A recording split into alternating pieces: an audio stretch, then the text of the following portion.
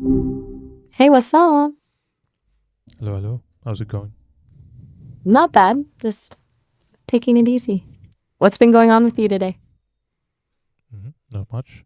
I was thinking we can have a podcast episode together today. A fun idea. What Mhm. kind of podcast episode were you thinking? I was thinking an episode about learning English, as I'm a kind of tutor and I meet a lot of people who are feeling lost learning English and they don't know where to start, from where to begin.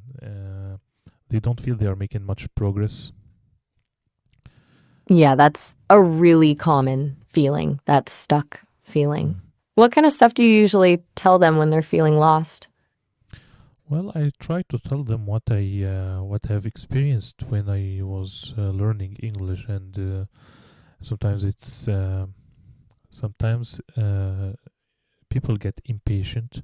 They want to see real progress right away. They want to see results, but actually, I always tell them that actually you will not progress when you are not focusing on this kind of progress.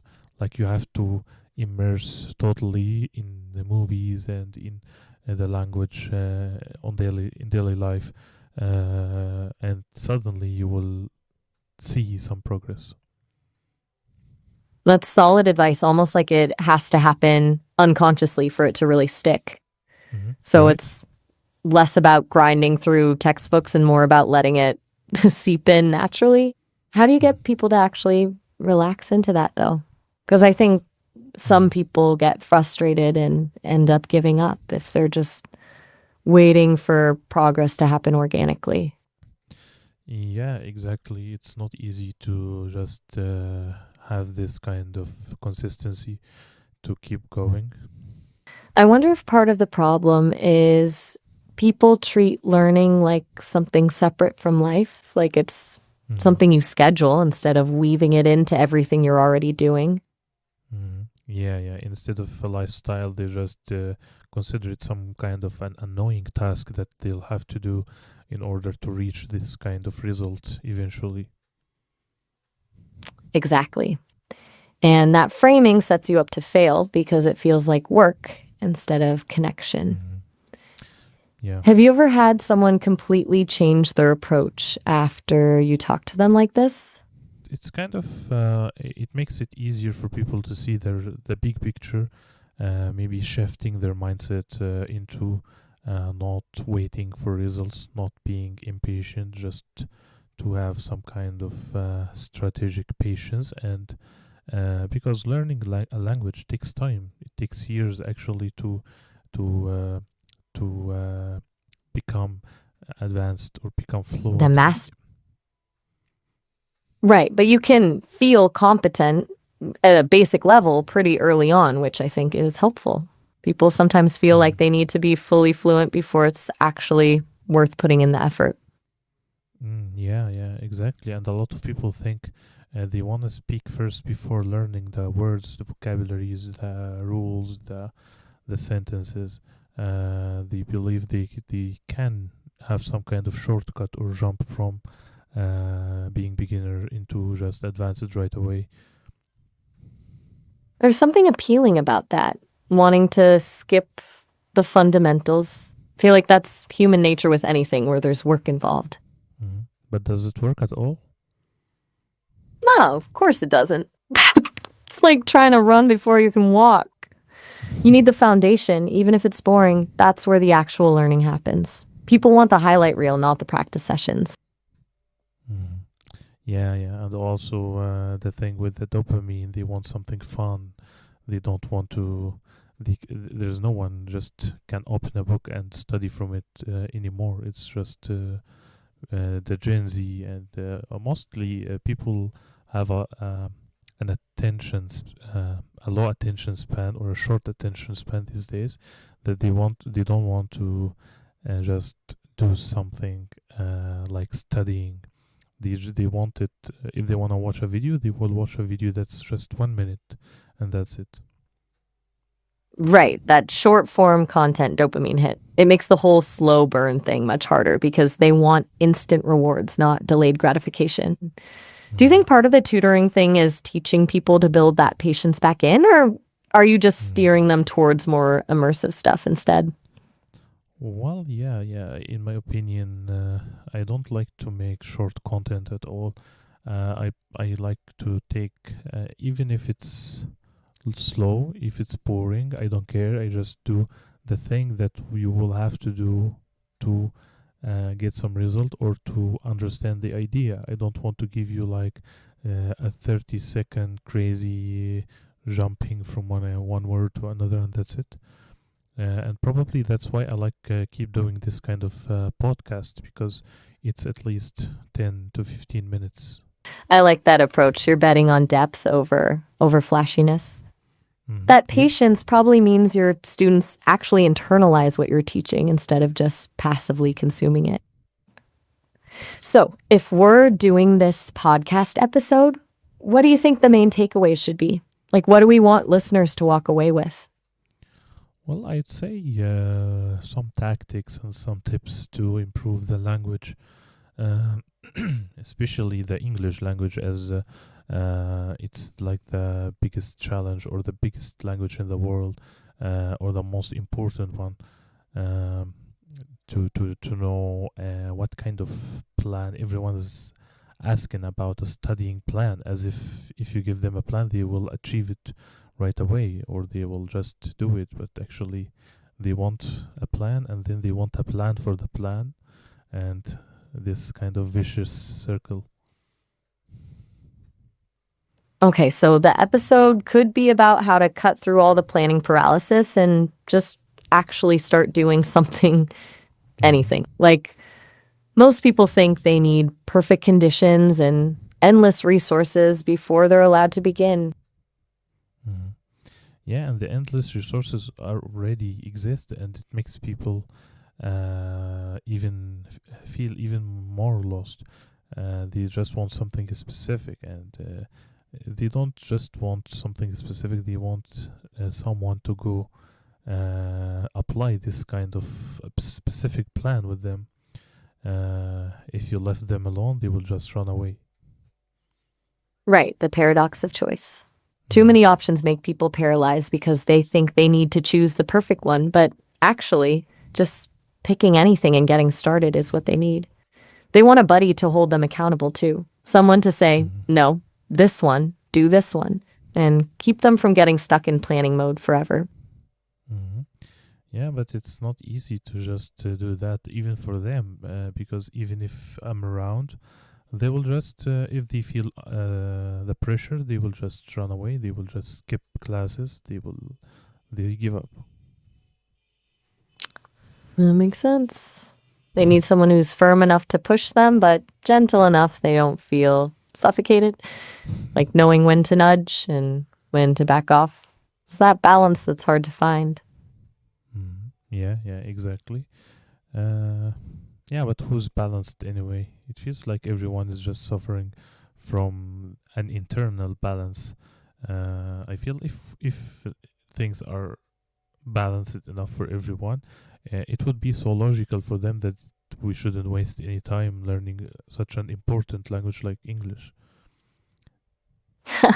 That's true. If people actually understood the cost of waiting versus starting, I think more would jump in.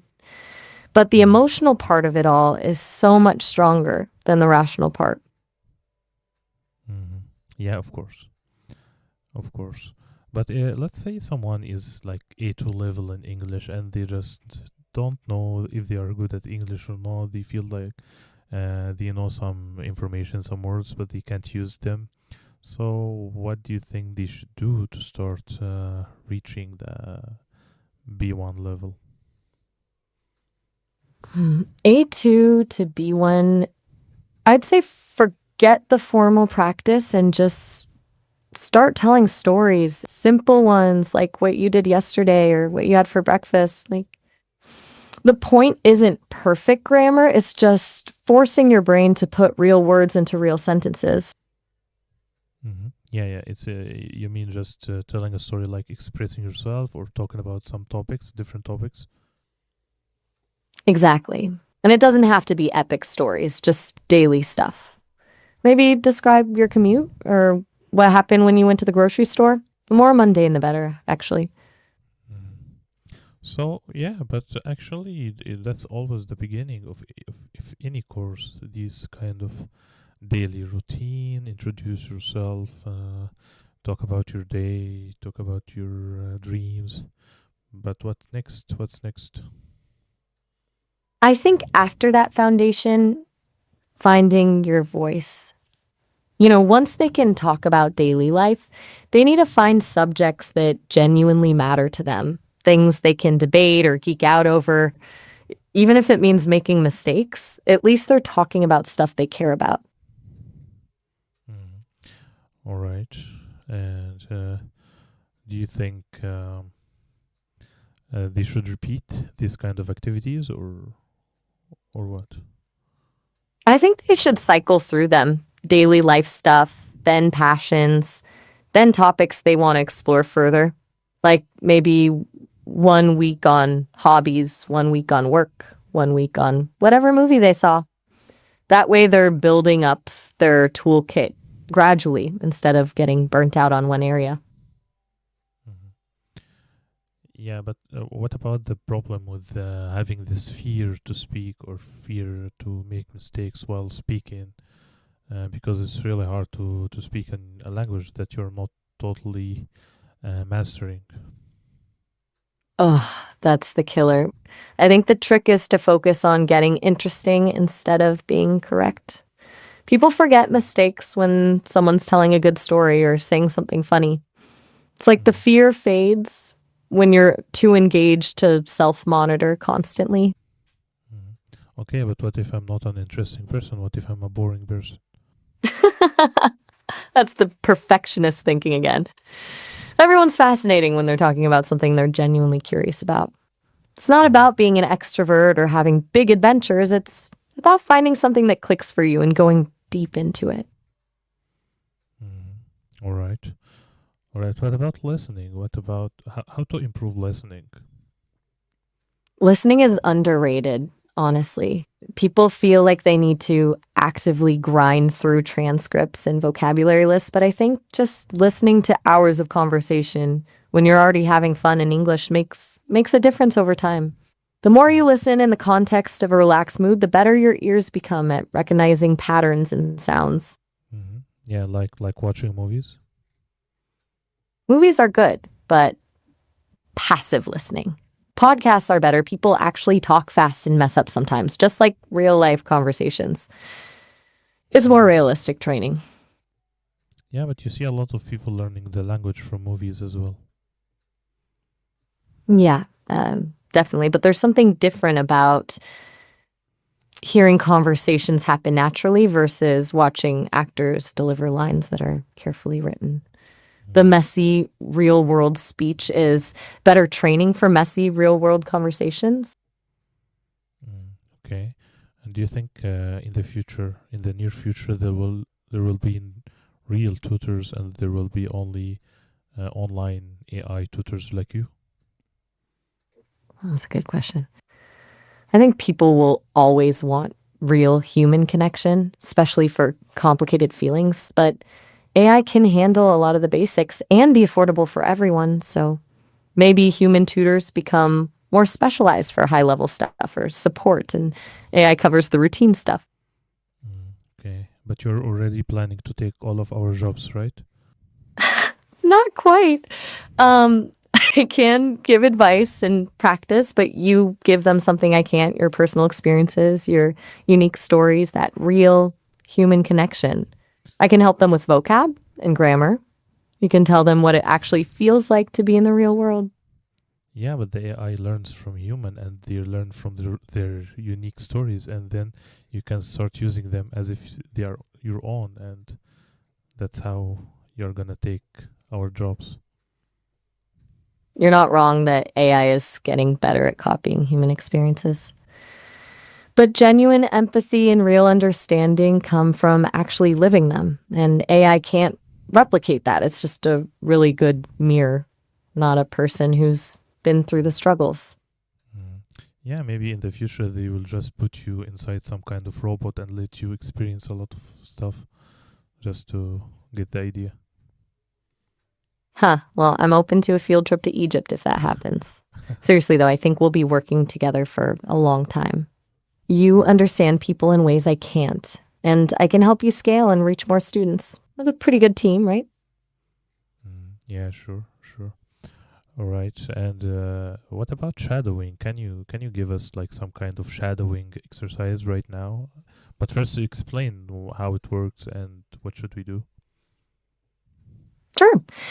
Shadowing is when you literally repeat what I say as soon as I say it. The trick is to focus less on knowing what you're saying and more on just copying the sound, like the rhythm, the intonation, all that jazz. It's kind of like mimicking. So I'll say a sentence and you immediately repeat it. Ready? Here's an example. Shadowing can really help with your pronunciation. Go ahead and repeat that exact sentence when I finish. Shadowing can really help with your pronunciation. Now try this. The key is to match the timing as closely as you can. What? The key is to match the timing as closely as you can. One more time. The key is to match the timing as closely as you can. Perfect. That felt more natural. Try this one. Don't worry about understanding every word at first. Don't worry about understanding every word at first. Nice. You're picking it up quickly. Here's a slightly faster one. Consistency is more important than perfection. Consistency is more important than perfection. Good job. Your intonation is really good on that one. You hit the rhythm naturally. Last one, keep practicing and you'll see the difference. Keep practicing and we'll see the difference. Almost, just the you'll instead of will, but really well done. You got the rhythm down without even thinking about it. That's what makes shadowing so effective. It makes your mouth and ears work together without all the mental stress of thinking about grammar and meaning. Okay, so it's just about repeating, not speaking at the same time. Exactly. It's like mimicking the sounds, not translating and then speaking. Your brain tunes into the rhythm and the flow, and your tongue just learns to do it automatically. But at some videos, they tell you to just do this shadowing at the same time as the speakers speaking. Yeah, that's the advanced version of shadowing, doing it completely simultaneously. But that's really hard. I think starting delayed like we just did is much better for building up confidence first. Once you get comfortable copying the sounds, then you can push yourself to keep up in real time. So the version of shadowing you just gave me is the beginner level? Exactly. I think it's a more forgiving way to start because it gives you time to process the sound before repeating it. That builds confidence without immediately getting frustrated from lagging behind. Okay, and why are you giving me an easy one? Do you think my English is bad? No, not at all. I just wanted to show you how the technique works without getting bogged down in complicated phrasing. You were picking up the rhythm really quickly, so I kept the sentences flowing normally. It wasn't about simplifying for your level specifically. Tell the way to improve the fluidity of speaking. How to get the Okay, ideas. How to get the ideas easily from your head without translation. the best way is practice. A lot of practice with topics you care about. The more you talk about things you love, the less translating you need to do. You start thinking directly in English instead of converting from Arabic. But how long does it take to reach this level of not translating? That's impossible to say exactly. Everyone's different. Maybe 6 months of consistent practice, though. That's when most people find their brains start to make that shift from translation to direct thought. But it doesn't happen overnight, and that's okay.